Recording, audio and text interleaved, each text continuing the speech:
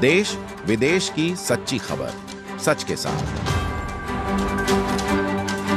आप देख रहे हैं national India news. North Bengal के सिलीगुड़ी शहर में भाजपा ने भूमि घोटाले पर श्वेत पत्र प्रकाशित करने की मांग की। सिलीगुड़ी विधायक ने दावा किया कि पुलिस न केवल भंगोर के बल्कि जलपाईगुड़ी जिले के बीएलओ के खिलाफ प्राथमिकी दर्ज करने के लिए मजबूर होगी। शुक्रवार को सिलीगुड़ी के भाजपा विधायक व विधानसभा में पार्टी के मुख्य सचेतक डॉक्टर शंकर घोष ने डाव गांव फुलवाड़ी समेत द्वार्स जंगल में सरकारी जमीन पर कब्जा कर बनाए गए रिजॉर्ट व मनोरंजन केंद्रों की जमीन पर श्वेत पत्र जारी करने की मांग की। जलपाईगुड़ी जिले में इस दिन वह इस मामले की जानकारी देने के लिए पूर्व निर्धारित समय पर जलपाईगुड़ी जिले के भूमि एवं भू राजस्व अधिकारी के साथ साथ अतिरिक्त जिला दंडाधिकारी से मिलने आए थे, लेकिन काफी देर तक इंतजार करने के बाद वे अपर जिलाधिकारी से मिले बिना ही लौट गए। जिलाधिकारी डिस्ट्रिक्ट गवर्नर कार्यालय में उपस्थित मीडिया प्रतिनिधियों से बात करते हुए उन्होंने कहा, मुख्यमंत्री ममता बनर्जी तृणमूल नेताओं के वैध रिजॉर्ट को तोड़ने के नाम पर आईवोश कर रही है। हालांकि जैसा कि आज पुलिस ने भंगोर के भूमि और भू राजस्व अधिकारी के खिलाफ प्राथमिकी दर्ज की है, प्रशासन इस जिले के मामले में भी ऐसा करने के लिए मजबूर होगा। আমি আপনাদেরকে কথা দিচ্ছি সাংবাদিক বন্ধুদের মাধ্যমে যে দুর্নীতিগ্রস্ত তৃণমূল কংগ্রেসের নেতারা যারা রাজপ্রাসাদ বানিয়েছেন দুর্নীতিগ্রস্ত অফিসারসদেরকে হাতে রেখে বা তাদের সহায়তা নিয়ে, মুখ্যমন্ত্রী যাদেরকে বলেন লোভী অফিসার, আজ নয় কাল যেভাবে ভাঙরের বিএলআরওর এগেনস্টে আজকে পুলিশ বাধ্য হয়েছে এফআইআর করতে, এই সবগুলোর বিরুদ্ধে এফআইআর করা নেতা এবং প্রশাসনিক কর্তা ব্যক্তিরা।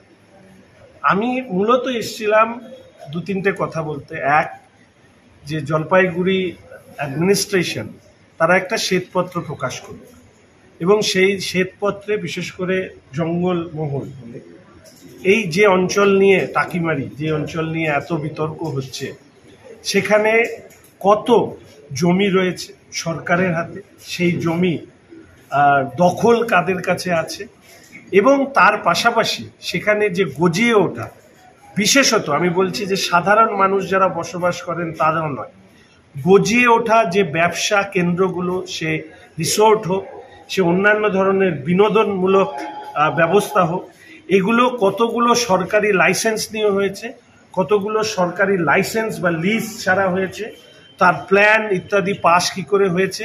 এবং সবথেকে আশ্চর্যের ব্যাপার যে পুলিশ প্রশাসন, বিএলআরও, বিডিও এরা তো সবাই জলপাইগুড়িতেই থাকেন। মুখ্যমন্ত্রী পর্যন্ত 13 বছর বাইরে ঘুরতে যাননি।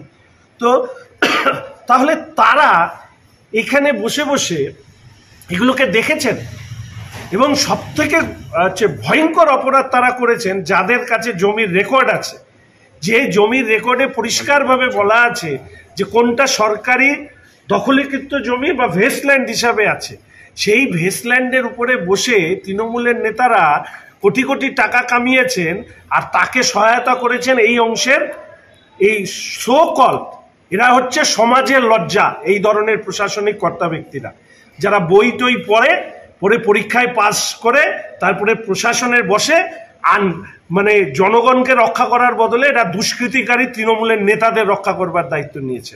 ফলে এদের কারণে এই ঘটনা ঘটছে। আর মুখ্যমন্ত্রী, আমি বলবো যে ওনার পদ অনেক সম্মানের, আমি সেই পদকে সম্মান করি, কিন্তু ওনার মতন মিথ্যেবাদী, নাটুকে এবং উত্তরবঙ্গকে পথে বসানো মুখ্যমন্ত্রী আমি